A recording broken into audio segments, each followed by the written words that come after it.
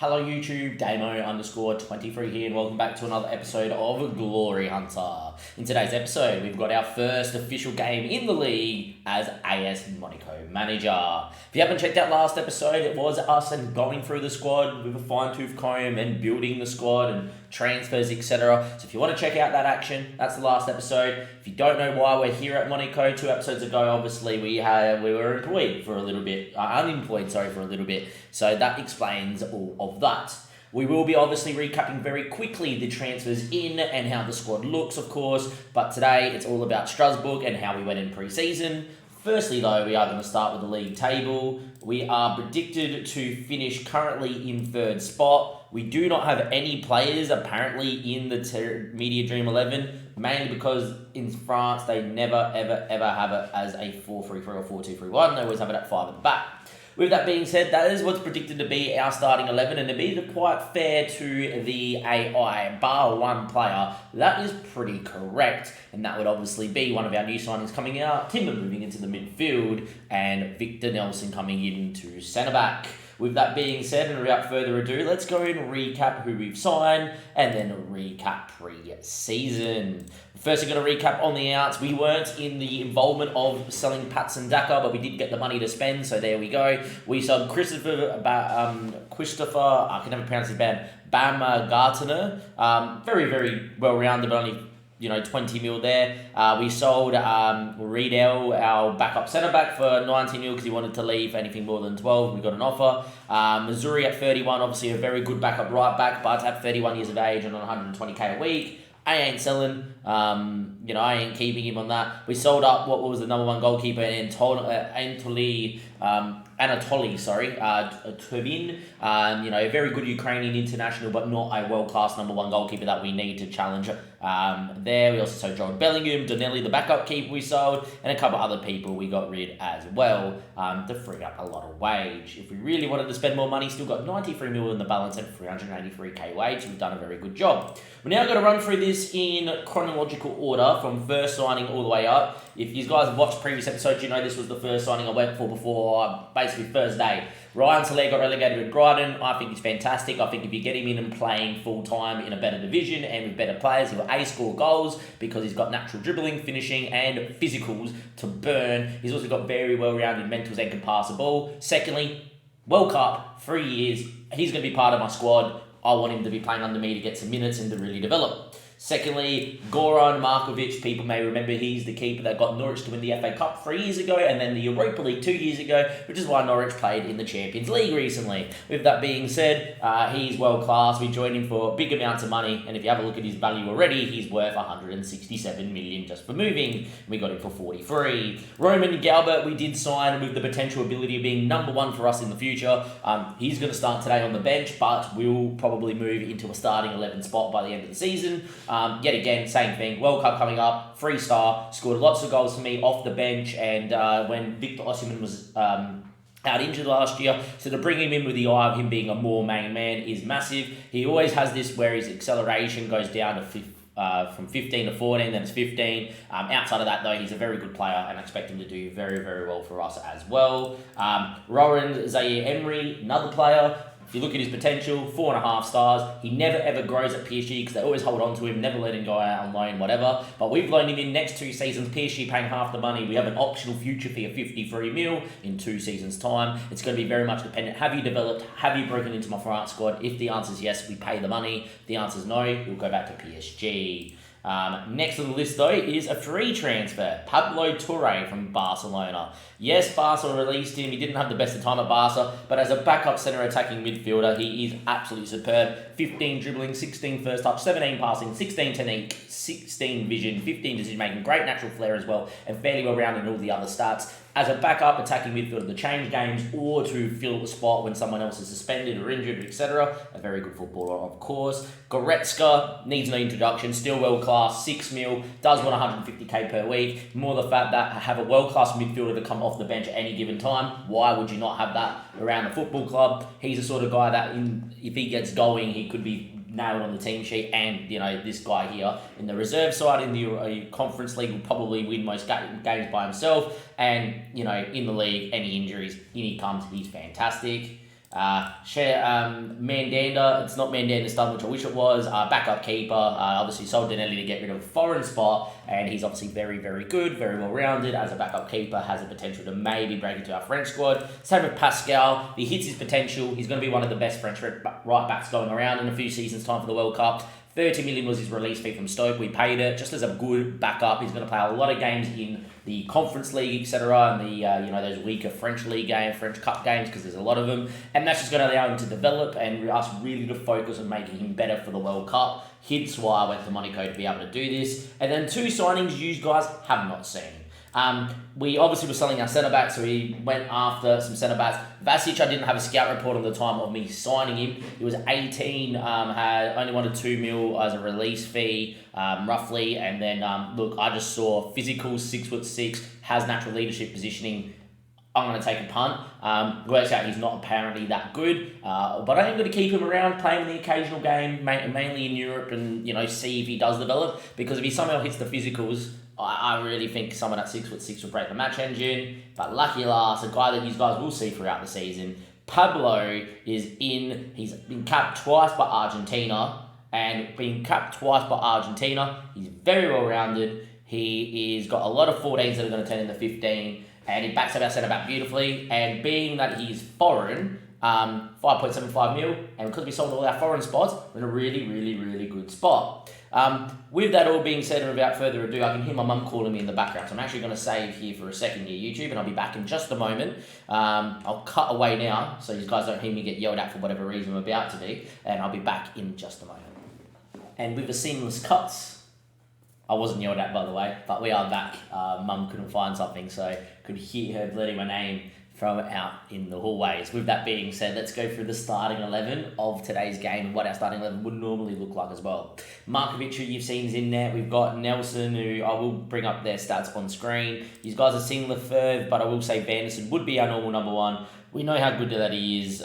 He's on screen right now for those that want to watch and tab out. Just a very good attacking fullback. Anel, obviously, even at 30 is still sensational. Pellegrini, yet again, at 30 is still sensational. Stiller, he's world class. But Truna's our best player after him, in my opinion. He's very similar to Roman Tisney, just without probably that little bit of extra pizzazz and probably that extra little bit of explosive speed, but very similar in the rest, and I expect the creation to be very good. Timber, centre mid on attack role, seems to work very well against lesser sides in the box-to-box when we're not there. Scott Olsen getting the nod today, and the only reason he's getting the nod today is he had a pretty good pre-season, which I'm about to recap as well, but very, very well-rounded. I think whilst his stock is still high, we get a good first half of the year out of him, and then we might try to ship him off for about 80 to 90 million. Pulisic on the left-hand side, he went away to the Gold Cup where USA did win, and he was fantastic. 118 caps with USA at 30. He's going to come in off that left-hand flank and play that perfect inside forward role. And Jonathan David had a very good Gold Cup himself, getting Canada to the semi-final, scoring goals for fun, still got the physical, still got the finishing ability, and I think we're going to use him up front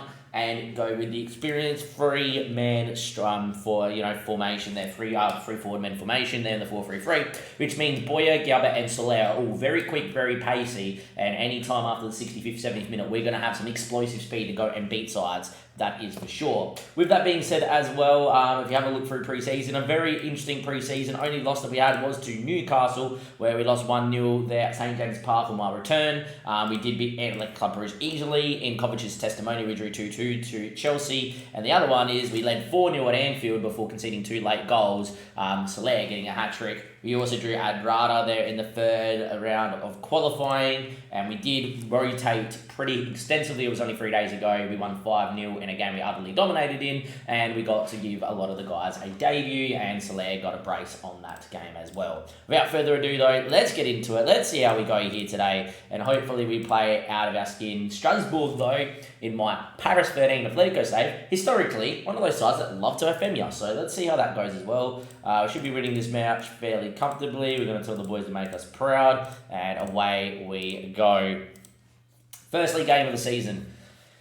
I know we're predicted to finish third, but I really think this team needs to finish second at a minimum, and then see what happens at PSG. A lot of you winning the league in France is all down to what PSG can do. Now, Jonathan David heads down to Scott Olsen, who I have a lot of time for in real life. I think he's fantastic. Loses out though, wins it back, cuts it. Jonathan David save, Pulisic 1-0. And just like that, probably not in the way we envisioned it to happen, We, though, get a goal in the 4th minute there, and, well, it was mainly down to the fact we get a little bit lucky. Feel like that this is where the matchman said this is a goal, and the graphics said didn't know that Scott Olsen could cut this one. Wins it back. Jonathan David should score. Great save by Rui Silva, but Pulisic taps home. He didn't have his best of year last year. I'm hoping in this inside forward role in this 4-3, he will flourish. As things stand, though, a very, very good start for us. And the more that these guys play, together, they're going to learn this 4-3. We're going to be very good. As Victor Nelson hits the post for nearly a 2-0 lead. Great ball in by Batruna, who I think picked up a knock in this highlight, because his fitness went down just before it flashed up. Batruna, though, ball in that time, not particularly great. He's very good over dead balls at Batruna, which is good to have. He did pick up a knock, but he seems to be returning back to fitness anyway, so that's good. And we will continue on here at 1-0 up. Away from home in France, very important to be defensively solid, and then obviously at home just go and outscore everybody. Pulisic gets inside, goes down, referee says nothing untoward, wasn't too bad anyway, but Truna hits one, just couldn't keep over it, bent it enough, but couldn't keep over the ball to keep it down. 40 minutes played, it is 1-0, another highlight, Lefebvre, Scott Olsen, Timber, goes all the way out there to Pellegrini, who gets squeezed, but he beats two, great run from the Italian international, and Luca Pellegrini cuts one top of the box. Stiller, Batruna, that's why he's in the team. Mr. World Class. If he get goals out of him like Roman Tisney did, we are going to be fantastic this year. Great movement, great turn, sold the defender some candy to find his right foot, and great movement from us as well. Just watch him here. He's the number 10. He drops into the space, turns out and bangs it. Sorry, he's the number 8, 7? Yeah, number 7. Apologies. Drops out, picks it, checks his shoulder, and then just goes body shim, turn the other way, bang, goal, love it. And we're 2-0 up very, very easily against Strasbourg. And this is kind of what I expected, to be fair. I kind of expected this season. Now, I will say with substitutions this year, I am going to be bringing on a lot of these younger Frenchmen to try and develop them. So like Stiller's on a booking. We're going to bring him off here now for Emery. I think that makes a lot of sense here. Might give Jonathan David, Pulisic and Scott Olsen a little bit longer. But that's our first change. We're allowed to make 5 changes in France as well. And because we're making changes as a highlight here, hopefully we win the ball back though.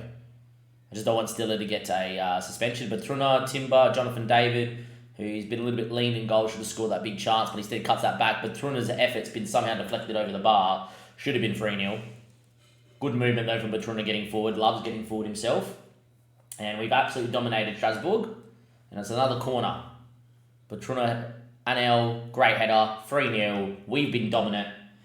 Where can we finish this year? Honestly, I know it's Strasbourg, and I will say that the bottom bit of France, is very easy to beat in the French top flight here in Ligue 1. The teams that you're really worrying about are the same 4 or 5 sides at the top of the table, unless you're PSG. And it's very easy in France to, I think, build a team that is better than most.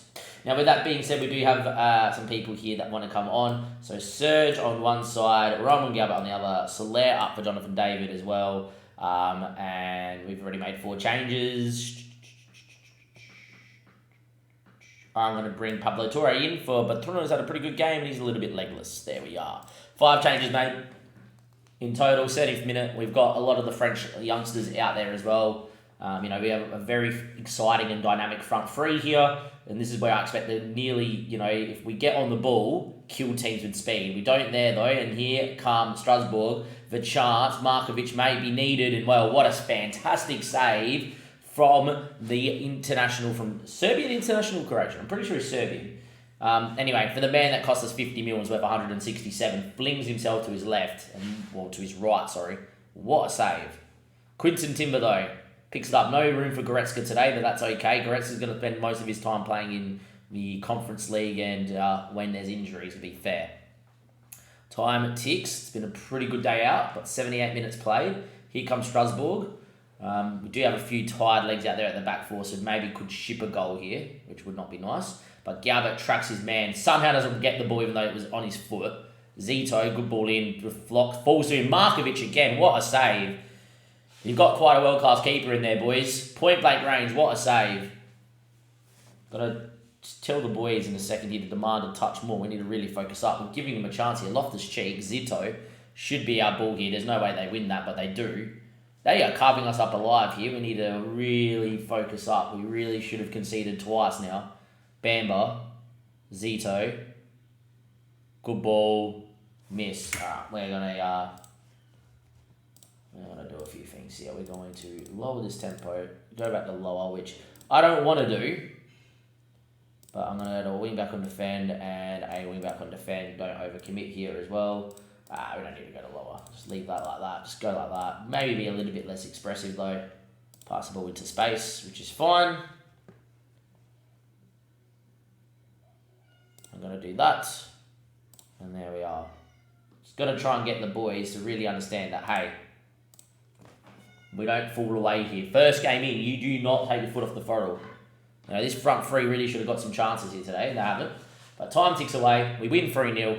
Fairly comfortable apart from the last 5-10 minutes there. XG of over 3, scored 3 goals, kept most of the ball and had a very good pass completion. Back 4 played well. Everybody that we substituted off over a 7.2 or better, or 7.1 I should say, Jonathan David. But yeah, back 4 very good. Emery on his first league game, very good. Markovic sensational. And we're very, very, very happy with that as well. And with that being said, I'm just going to go check the data hub here and that'll be the end of the episode because I want to see the last few minutes. As you can see, they had a sporadic little period where they dominated. Apart from that, utter domination away from home. And we really expect this team to really kick on and do a very, very good job this year.